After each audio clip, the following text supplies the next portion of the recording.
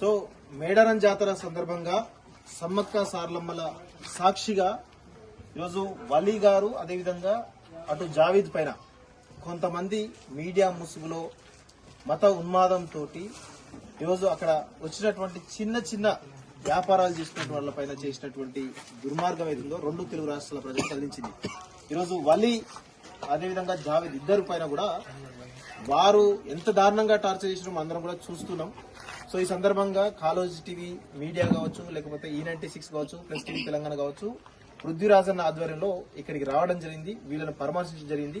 ముఖ్యంగా రెండు తెలుగు రాష్ట్రాల ప్రజలు కూడా చెప్పేది ఏమిటంటే, అక్కడ సమ్మక్క సారలమ్మల జాతరలో జరిగినటువంటి సంఘటన ఒక తేజస్వి మీడియాలో రావడం జరిగింది.